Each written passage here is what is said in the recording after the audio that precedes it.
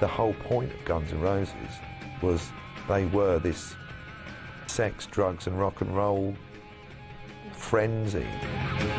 To me, they were the most celebrated and controversial and talked about rock and roll band since the Stones in the mid-60s. No one had come close to that sort of reputation, fame, infamy. They managed to articulate a feeling around that time, a feeling of dissatisfaction. You know, I think it was subversive music, and, you know, they were a bunch of very self-destructive characters. Everybody knew who this band were, and for them to deal with it was almost beyond belief. You can't deal with that.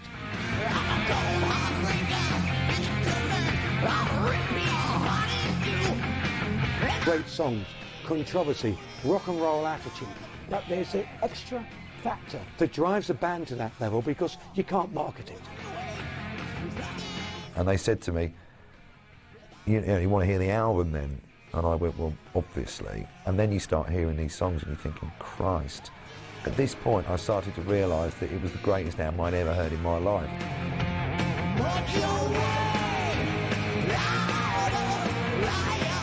The chemistry within that original lineup of Guns N' Roses is absolutely essential. It was primed to blow up in your face at any time. You never knew what was going to happen next. And in the end, they imploded because of that. They couldn't hold it together because, you know, they were as dangerous as they made themselves out to be.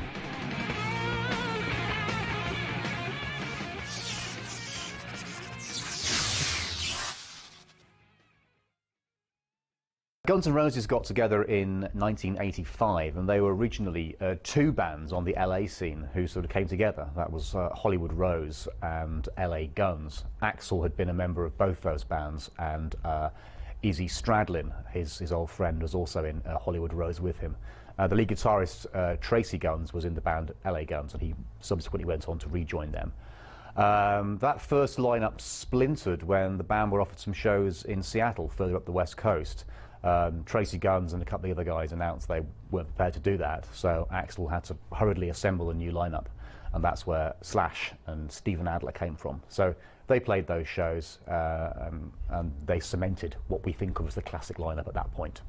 There was an explosive mix of Axl Rose's unpredictability, his manic depression, his charisma, his ability to go off at a tangent and really go off in a rage on stage, Slash's slightly more laid-back approach on guitar, and the way that Slash could almost cajole Axl back into line through the way that he played guitar and his own very easygoing personality.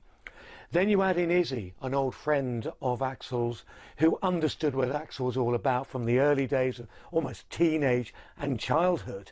And Izzy was the character in the band who was the gypsy. As far as he was concerned, Guns N' Roses was never about fame. It was about freedom. You had Duff McKagan, who was very sort of chatty and sort of, you know, typical lanky bassist. And then you had Steven Adler. Steven was just like a bit of a dork. He could have been in Poison, couldn't he? He could have been in any of those bands in LA, Faster Pussycat. The fact that he was Slash's schoolmate, obviously, you know, was good. But the thing about Steven Adler, the dorky though he was, my God, he was a great drummer. Musically, the biggest elements of Guns N' Roses were obviously Slash and Axl Rose, but you know the other guys weren't just hired hands. You know they made up. It was the perfect rock and roll gang. I see your sister in a Sunday dress. She doesn't read, she counts her best. She doesn't take no need to try. Guns N' Roses were really a part of the hair metal scene, which was a lot of big bands for all trying to be the next Motley Crue. You have all of the band, Axl especially, were very teased up, girly hairsprayed hair and lipstick and everything. And I mean, certainly the first time I saw them, Axl was rocking the big hair look. So although they always professed to hate, I mean, a very famous quote from Slash right at the start saying that LA has a bad reputation, and it's bands like Poison that have ruined it for everybody else from LA. Well, that may be true, but Guns N' Roses didn't look significantly different to those bands right at the very, very start. You know, this was the era of poodle perms and spandex. So at last you had a band who were properly dangerous. You know, they were actually real. They were a real bunch of rock and roll reprobates. And I would say their reputation preceded them, so that, you know, the whole of Los Angeles, everyone was talking about a band they hadn't even heard. The first time I ever heard Guns N' Roses was via their demos in the summer of 1986, and the guy who'd just taken over as manager, Alan Niven, I knew through managing another band, Great White, and he said, I've just taken on this bunch, have a listen to their demos, see what you think. And I must admit, when I heard their demos, I thought, this is something special, this is quite good. And then they did some gigs at the Troubadour, which they actually cleverly recorded. Now, they were signed to Geffen at the time, but they were very much a street band. So Geffen came up with this current cunning concept of, why don't we record you live, put out these recordings, but not on Geffen. We'll come up with your own label, Uzi's Suicide. We're going to call this Live Like a Suicide, with lots of asterisks and stars, so it's got a bit of street level swearing about it. We'll put it out very low level, and we'll get a buzz going. And that's what they did.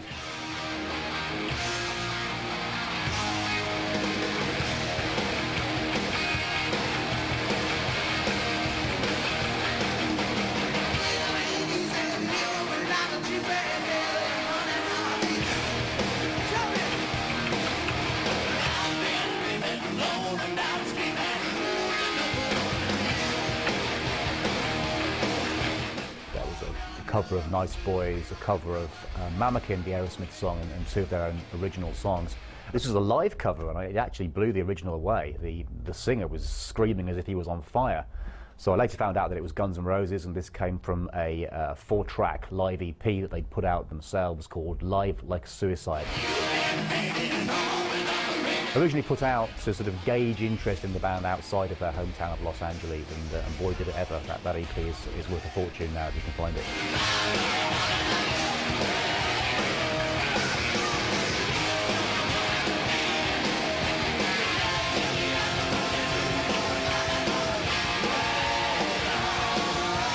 It didn't fit into the comfortable pigeonhole of Metallica or Bon Jovi. This was different. And I think it immediately gave them a grassroots following in Europe and in the UK, which was to prove absolutely crucial. Their whole strategy, very cleverly devised by the manager, Alan Niven, was to break England and then go back to America as the hot band. And, you know, everybody has this idea that Guns N' Roses are a bunch of drunken, drug-crazed Neanderthals who were, you know, just rampaging around the globe. Well, yes, they were naughty boys, but my God, they knew what they were doing, because the other thing about it is you don't write songs as good as that if you're completely trolleyed all the time.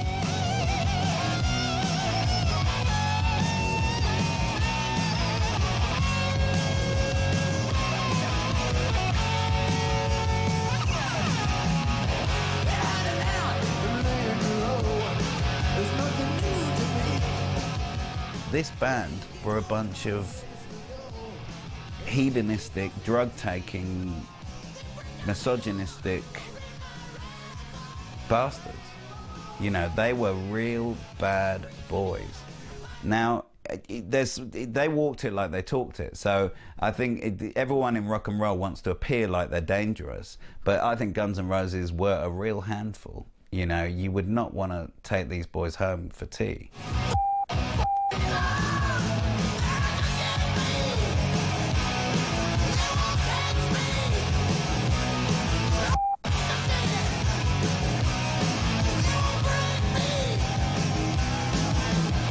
Talking about the end of the 80s, Los Angeles, hedonism in excelsis. But Guns N' Roses, even so, went wild, even by the standards of the day. They were deprived kids who suddenly had the world at their feet. They were being treated like royalty, like sex gods, and they just absorbed as much of it as they could in as short a space of time as they could. Alan never really believed in what GNR were or what GNR could be. And as soon as he signed them, I remember him saying to me, I think I've made the biggest mistake of my life. I don't actually understand what this band are about. They represent a different philosophy. We sat there doing the interview, and Alan Niven sat in the corner of the room reading the LA Times. And any time I tried to talk about drugs to them and even broach that subject, you'd hear this rustling of the paper as if to say, just keep a lid on it, that's off limits. And it became this, you know, ridiculous scenario where I'd be saying, you know, what have you taken? They'd have to make some lame gag about, we'll take this, you know, chair out of the room or whatever, you know what I mean? It was just because the paper is rustling away. So it was quite bizarre, because the whole point of Guns N' Roses was they were this sex, drugs and rock and roll frenzy. They actually injected some kind of proper excitement into music again. You know, these were very dull times for rock music. Welcome to the Jungle opens Appetite for Destruction. I remember the first time I heard it. It stood apart because of that opening ominous crescendo.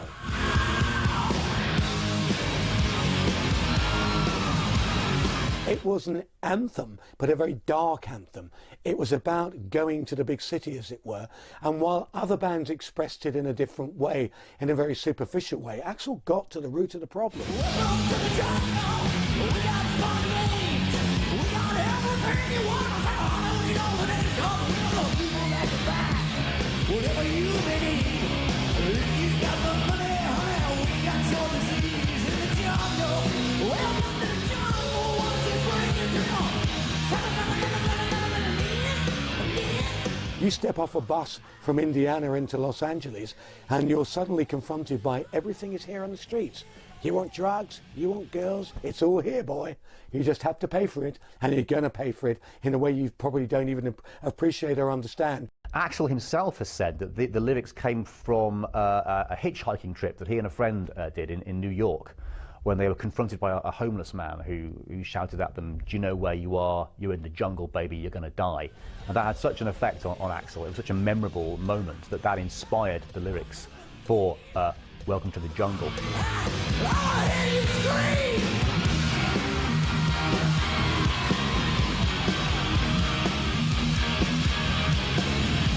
There's a lot of bite in that song, a lot of punk, but a lot of metal anthem pretensions, as it were. And it was the first song a lot of people picked up on as far as GNR were concerned. As far as the die-hard audience, they quickly got, especially in the UK, when they played the marquee, that was the song everybody wanted to hear, because it was a chance to headbang, chance to wave a fist in the air, but also the lyrics made a lot of sense. When you listen to a song like Welcome to the Jungle, which is a really hard-rocking, in-your-face song, there's that brilliant breakdown in the middle of it. It's really subtle, it's really melodic, and it's moments like that that made you realise what brilliant writers they were. When you're high, you never ever wanna come down.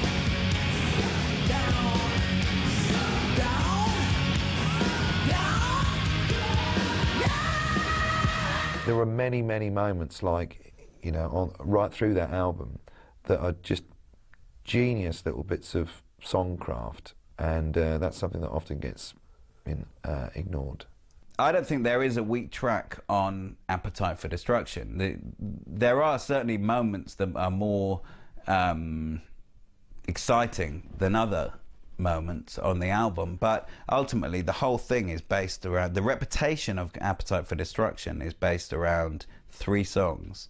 And again, for an album that is perceived as a end-to-end classic, that's quite rare, I think. But, you know, the whole reputation of that record was based upon Sweet Child of Mine, Paradise City, and Welcome to the Jungle.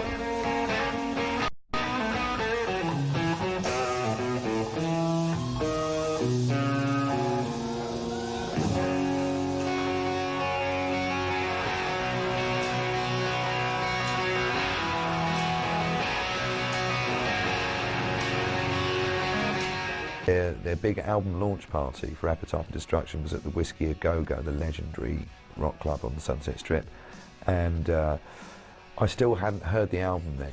I'm hearing songs like Paradise City, and when you're seeing a band live, it's not got that clarity. So I thought they were good and exciting, but I didn't think they were quite the band I thought they were the following day when I heard the album.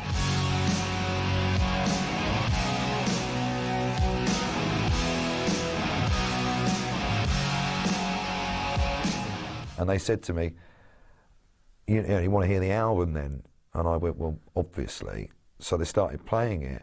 And at this point, I started to realise that it was the greatest album I'd ever heard in my life up until that point. I mean, you know, you imagine you're 21 and you're on your first trip to LA, and then this band who you think, maybe they're good, maybe they're as good as people are saying they could be. And having seen them, I thought, yeah, they're pretty energetic, they're, you know, good live band. And then you start hearing these songs and you're thinking, Christ.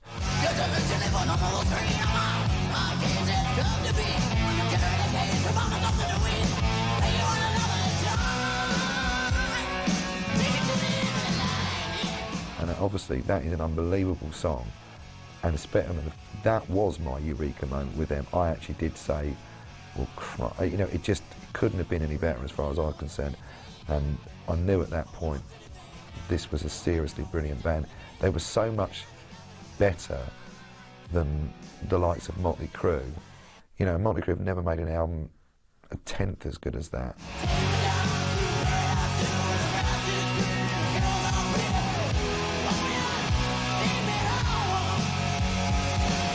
The famous refrain, "Take me down to the Paradise City, where the girls are pretty," it's supposed to reflect heroin abuse and getting high.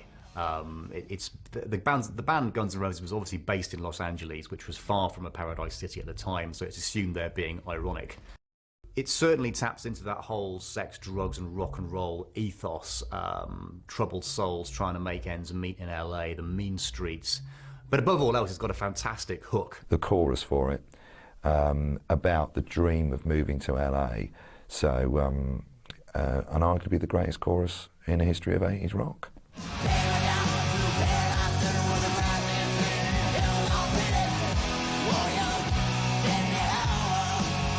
Guns N' Roses brought a real sense of reality back into rock music. They were writing about, you know, drugs from a fairly unglamorous standpoint. They were writing about being on welfare. They were, you know, it was all about, you know, dirty sex and getting screwed up on. When you think about they wrote a song "Night Train" about that really nasty fortified wine. That's the kind of thing that winos, tramps drink.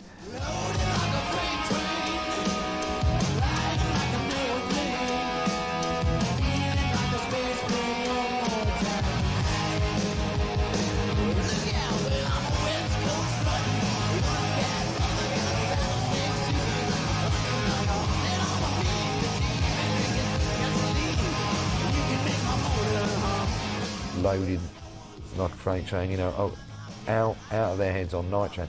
That was the kind of cheap white trash that these people were.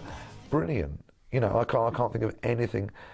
I was 21 when that album came out, and I just could not have imagined that such a perfect rock record was going to come out, because it was perfect in its imperfection. Everything Guns N' Roses did after Appetite Destruction had taken off, and bear in mind it took a year for it to take off in Britain, but everything they did became news.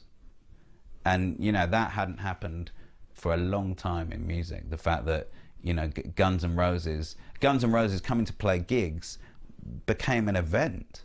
We went to the Hell House, this place that's quite legendary in the story of Guns N' Roses, where they all lived together, and squalor was quite appalling. I do recall stepping around gingerly thinking, I'm going to step on a needle in a minute.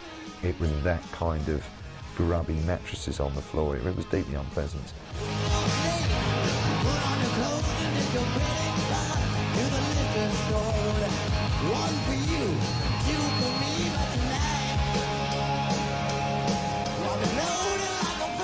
You know, I mean, some of the stories I've read about them are unbelievable.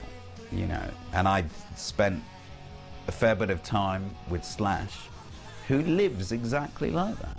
He walks around in the top hat, you know, he really wears the same clothes for 3 weeks on end, and he drinks vodka all day. This is this guy's real life. This isn't a public perception of him. He really is like that. You know, he's not trying to impress you with his wild lifestyle. He really is like that.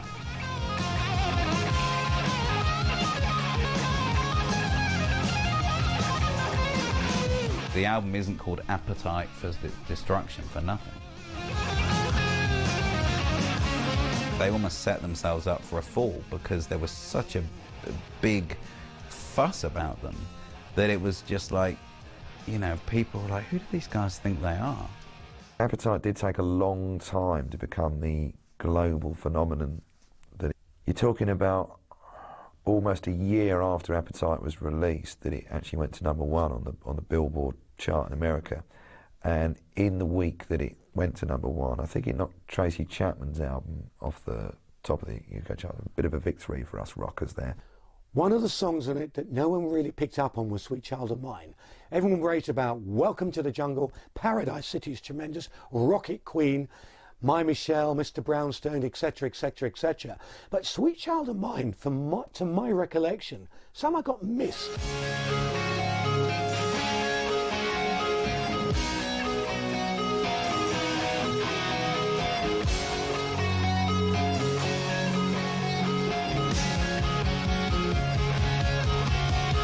The song was written almost as a joke.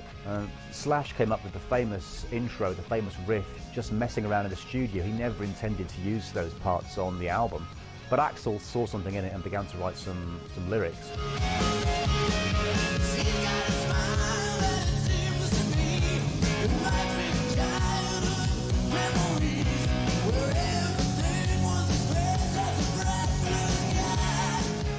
Neither of them had any inkling this would be a groundbreaking moment for them. They actually saw it as being a standard filler just to complete the album at best.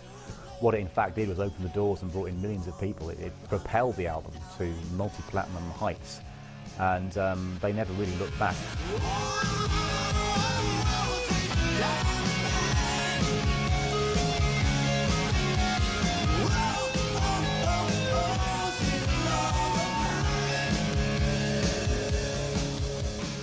Sweet Child of Mine has a certain soft centre, as it were, that I think mainstream media picked up on. And once mainstream media picked up on it, they went with it in the way that the Stones broke in the 60s. It was quite something to hear a sort of a romantic ballad coming from a band who were best known for this unbridled kind of filth and fury. But it tapped into a lot of people that wouldn't normally hear the band. It ensured they got heavy rotation on MTV, they were on the radio all the time. Girls always like bad boys, so now they found a reason to like Axel, and of course guys naturally wanted to be like him.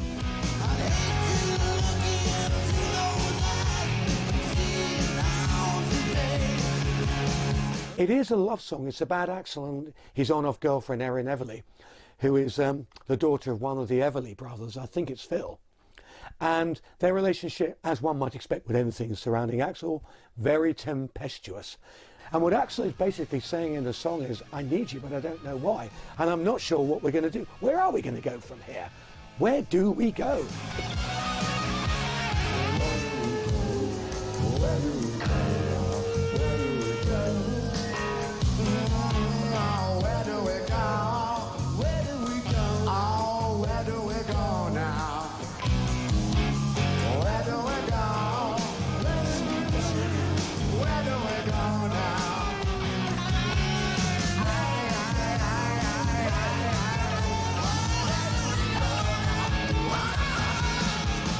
A lot of love songs in rock and roll are very certain.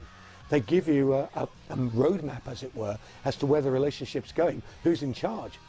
That's not true with this song. It's very uncertain. No one knows what's going to happen when you take one step down the road. And I think that's part of its charm.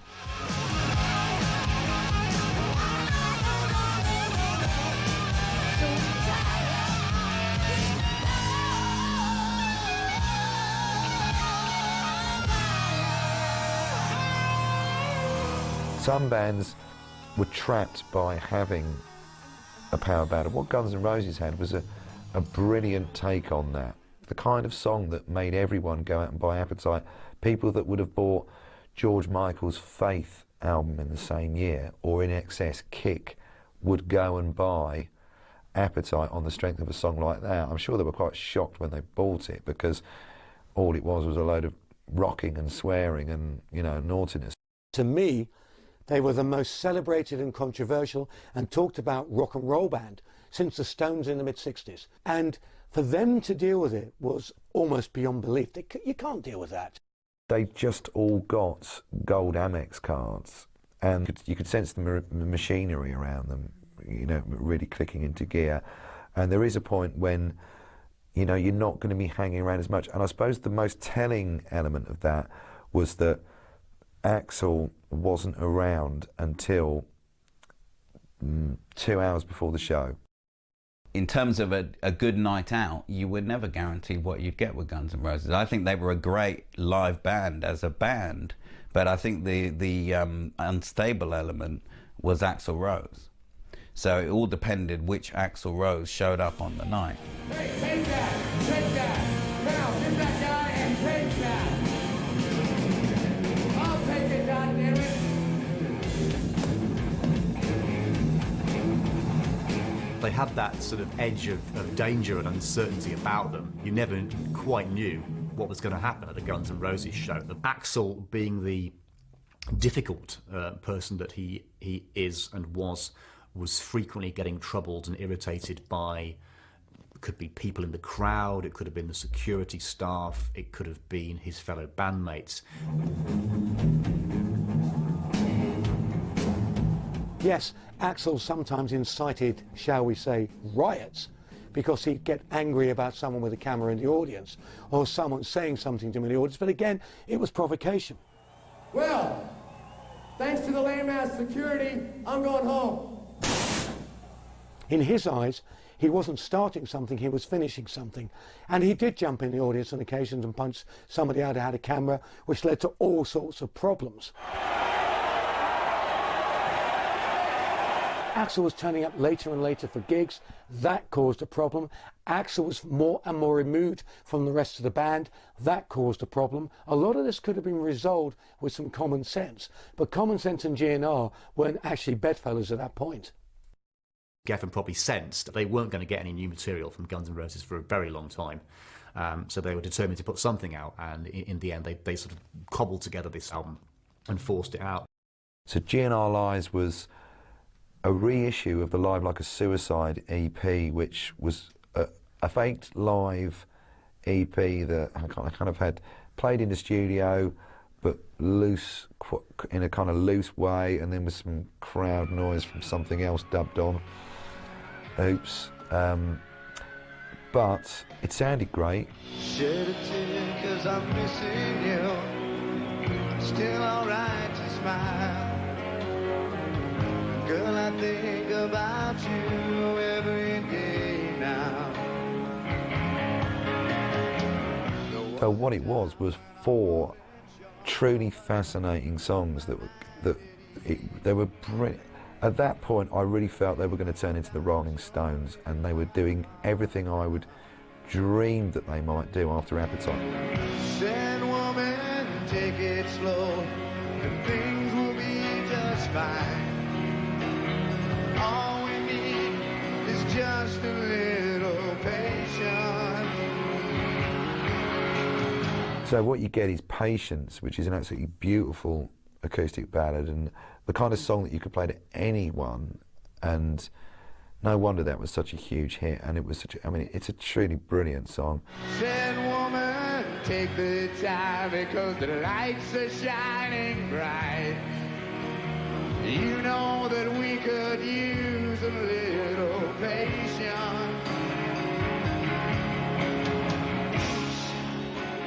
So this was an amazing snapshot of a band. It was kind of like it was slightly on the run. They banged it out. They banged these recordings out.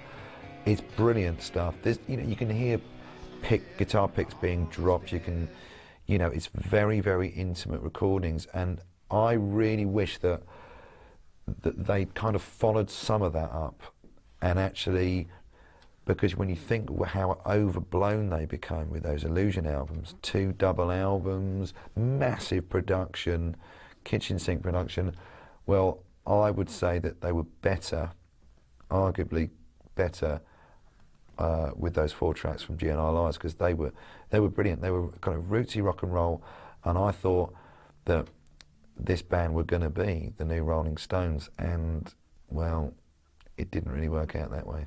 I can't think of another band with the imagination or stupidity, depending how you want to look at it, to say to their record label, we've just had the biggest album in the world. What we want to do for our follow-up is release 2 albums. No, 2 double albums, and we want to release them on the same day. So effectively what Guns N' Roses released were 4 albums. Use Your Illusion 1 was a double album, on vinyl that is.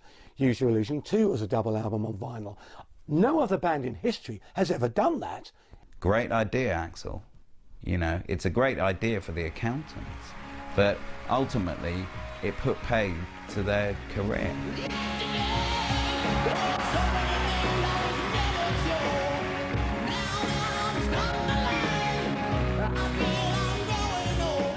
Guns N' Roses first put together the tour for Use Your Illusion. They believed that the album, or albums, would be out. They booked the stadium tour of America, and they went out without the albums actually being out because it was behind schedule. Surprise, surprise. So GNR toured America with Skid Row supporting without an album.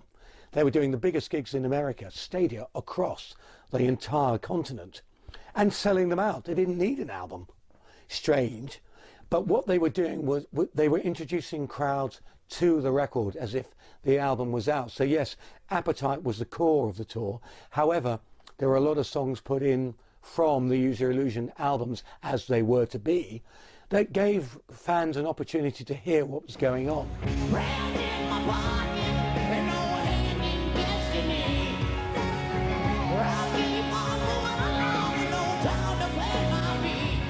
It was intriguing to hear the new songs in a live environment because they worked really well, and they chose the songs very carefully.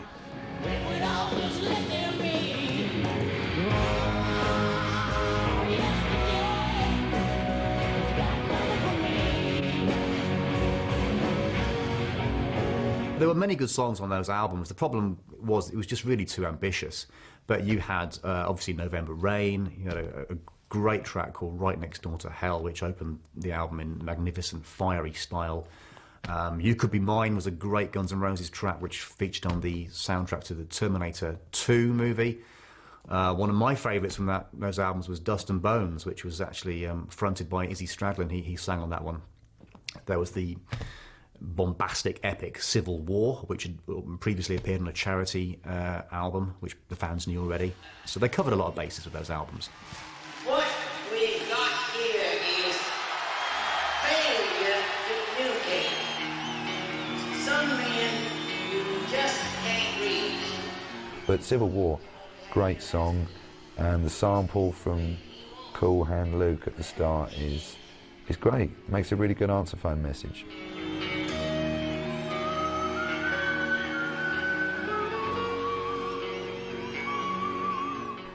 And a song with whistling in it, which can only be a good thing.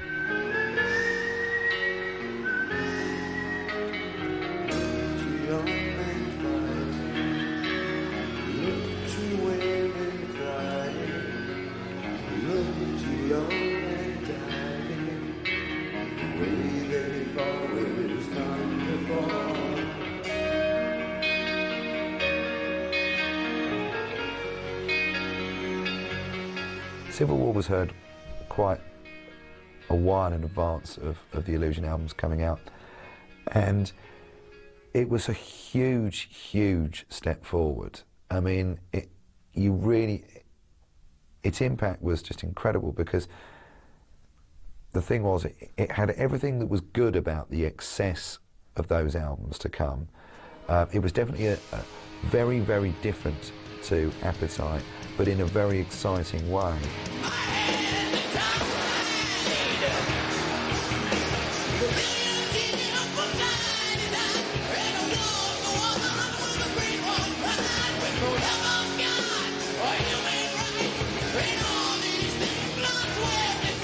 No wonder people were getting so excited about the Illusion albums, because if that was this kind of flagship,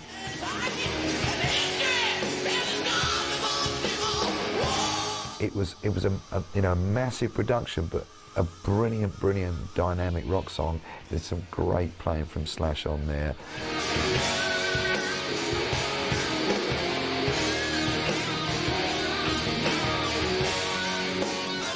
It does have that terrible line in it, what's so civil about war anyway? And I did actually ask that to Slash only a few years ago. I did phrase the question exactly that way, and he said, "Don't be stupid, it's just rock and roll." And I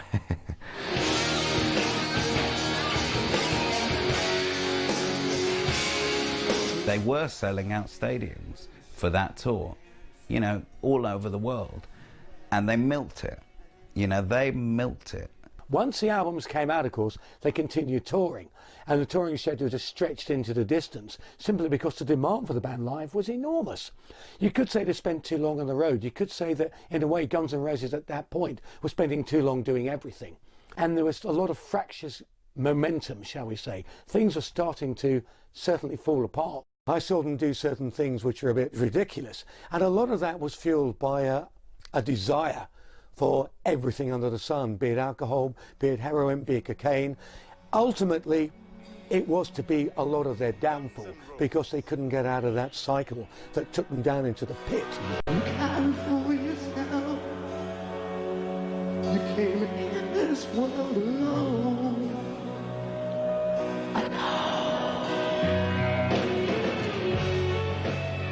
Axel himself was on drugs to actually alleviate and help him with medical condition, manic depression.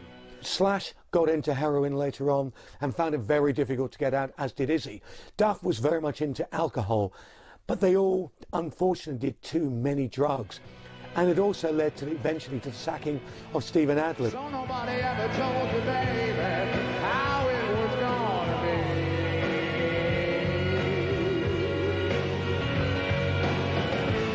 So what'll happen to you, baby?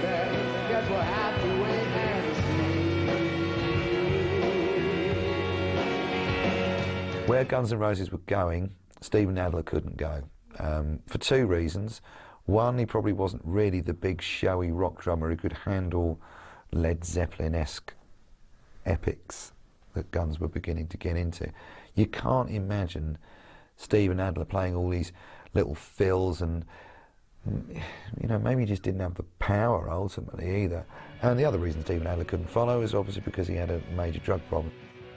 For me, as soon as the five guys started to fall apart, that was the moment GNR lost its magic. Steven went first, and Matt Sorum, who came in on drums, is a far better drummer, but he ain't Guns N' Roses drummer. Something went from Guns N' Roses, albeit not a great drummer, but someone who was part of the gang.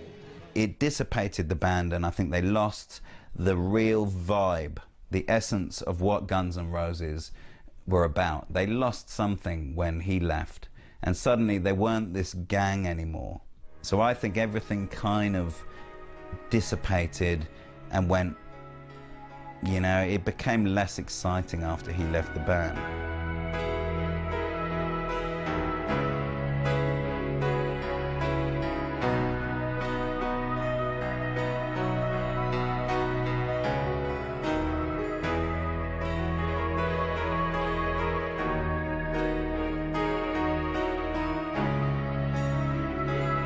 Guns gigs changed radically. So yes, there were moments of lighter waving ballads, etc. If you sing a sitting down in the middle of the set, in a pair of little cycling shorts as well, man, he used to put his glasses on, didn't he, for his kind of I'm John Lennon, everyone. I'm not sure about that. I think, you know, the thing about November Rain is Axel was talking about that years before, because they actually demoed it at the time of Appetite. There are demo recordings on bootleg, and it's quite an incredible performance that you can hear on those old demos. And it's no different apart from the completely, you know, throwing everything in production. November Rain was epic, elaborate, beautiful 9-minute rock ballad, which I think does now rate as an all-time classic. It showed exactly how much Axel's vision for the band had changed. It illustrated the breadth of his ambition. When I look into your eyes, I can see your love is great. Ooh, yeah. But darling, when I hold you, don't you know I feel the same? Ooh, yeah. It was also the longest song ever to make the Billboard Top 20. It clocks in at nearly 9 minutes. And it was a genuinely beautiful, moving track. It wasn't just 9 minutes long for the sake of being 9 minutes long. It had all kinds of sort of interesting musical movements within it. It's equally famous, of course, for its legendary conceptual promo video in which Axel appears to wed his then-girlfriend Stephanie Seymour and is subsequently seen at her funeral. We're never quite sure how she dies. There's various theories behind that. And there's the very famous shot from a helicopter of Slash walking out of the church and reeling off the guitar solo. It's one of those sort of iconic moments in rock video history. It's pretty tied up, isn't it? Once there was a rock and roll band, and time went on, and it became a joke. Oh, I mean, talk about deprecation, was it? Or were they talking about somebody else, or could they really see what they had turned into? Because, let's be honest, the Guns N' Roses that people loved on Appetite, you didn't want 4 backup singers and a horn section on stage, did you? So it rapidly got out of control. Axel sitting on a piano with a motorcycle-shaped piano seat, half a motorbike.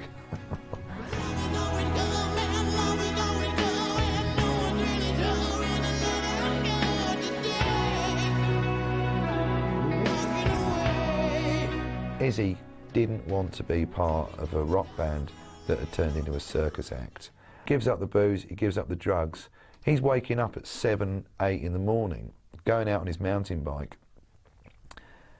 You know, he's looking around, he's seeing the world that was a blur around them. The rest of them, you know, they don't even see anything apart from the hotel room and the gig. He'd had enough. He'd had enough of Axel's tantrums, had enough of the lifestyle, had enough of everything that surrounded Guns N' Roses. He was never comfortable with being in a rock and roll band that big. For him, he's just happy doing what he does, which is packing a guitar, going out on the road, playing a few songs in clubs, going off travelling, coming back, doing it again and again. For him, the money that G&R generated gave him the freedom to do that. Suddenly being stuck on a tour bus or at a gig, waiting for Axel to turn up or not to turn up was irrelevant. Izzy and Axel had been mates long before this craziness had even began. And Izzy was also a major contributor to the songwriting and to the overall Guns N' Roses sound. He was a quiet man, though. He didn't get much attention in the band, and that probably made most fans think that he was probably replaceable. And I don't think he actually was. You can see, actually, in retrospect, that since Izzy left Guns N' Roses, the remaining band have done pretty close to nothing since he departed. So when Izzy left, Axel lost his confidant, grew deeper into his shell, surrounded himself with more people whose whole reason for being there was to blow up Axel's ego and make him Mr. Important. And it affected the whole chemistry of the band. The band weren't the same anymore. They weren't really a band, to be honest. And even when Izzy came back briefly, he said, I'm only coming back as a hard hand. You pay me this much a gig. I travel with my own coach. I turn up, I do the songs, I get on my coach, and I go away. I don't want to be part of this anymore. And to this day, he's remained apart. There have been rumours that he and Axel have been working together again on songs. Maybe, maybe not. At one point, he was certainly working with Slash and Duff and Matt and what had become Velvet Revolver. But as soon as it became a band that was going to have to record, going to have to tour and be tied to that sort of discipline, he said, nah, don't want to know.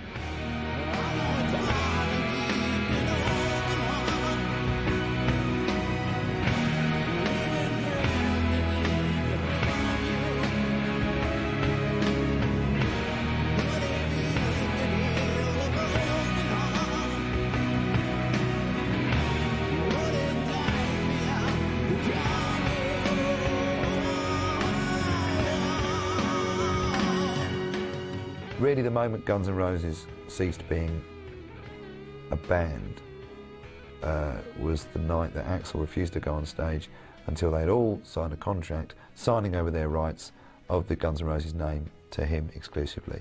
Whether that was the master plan or whether it just happened, but it meant that Axel could begin either firing people or forcing them to quit, in the case of someone like Slash, and Duff firing Matt. You know, Slash didn't walk out for no reason. He walked out because the band had become a parody of themselves, and it wasn't true to the spirit of rock and roll anymore. I think Axl Rose is what went wrong with Guns N' Roses. You know, I think his ego just got so inflated that in the end it was like Axl and his backing band, and that was never the point in the group. You know, I think in the end Slash got bored of all the bullshit.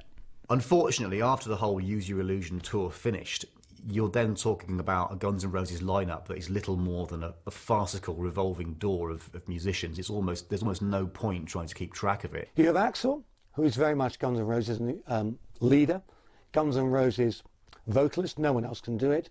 He has the name G&R, but who's he got in the band? Oh yeah, Dizzy Reed, who played keyboards a bit on stage with them. And who else? Yeah, good point. Who else is in that band? So no one really knows. Then you got Velvet Revolver with Slash, Duff and Matt Sorum, but they haven't got Axl. It's been a long time since Spaghetti Incident, their last all-new studio recording, albeit of covers. I still hope there is a legacy to come. The great lineup will get back together, with or without Stephen, but certainly with Duff, Izzy and Slash and Axl. I'm sure it's going to happen 3 or 5 years down the line. But right now, Guns N' Roses' legacy lies in Appetite for Destruction. It lies in the enormous energy of that record, the inspiration of that record, the songs on that record, everything about one of the greatest pieces of music ever committed to vinyl.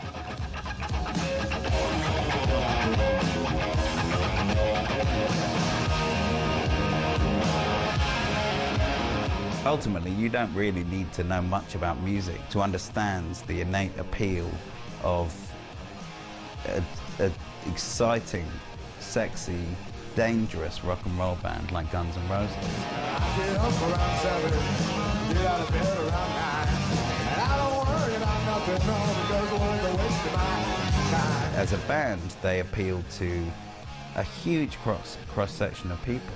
You know, I know a lot of people who were pure hip-hoppers who loved Guns N' Roses. They awakened a whole generation of rock fans in a very short period of time.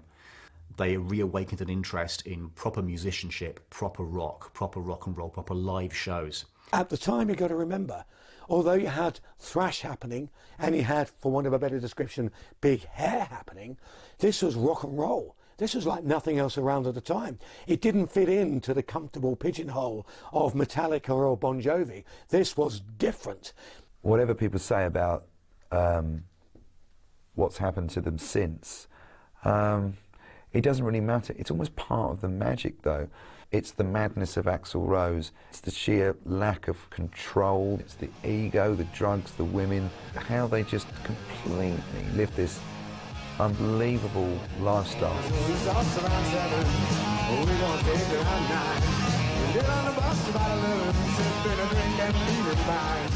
Images of them will always live in the memory. You know, Axl, just a total iconic frontman.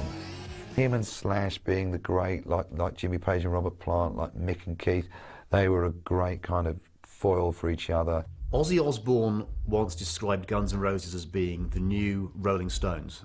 And to an extent, I think he was correct. It's probably more accurate to say that they were a part Stones, part Pistols for a new generation.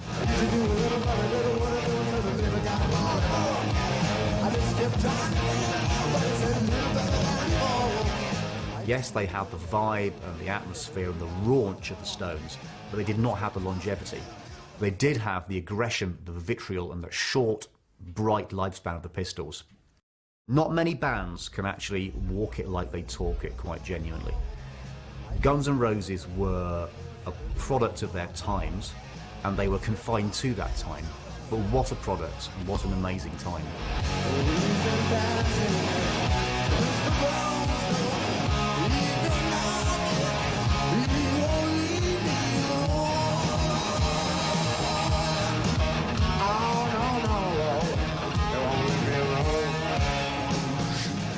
You know, Guns really, really brought the edge back into rock music when it really needed it.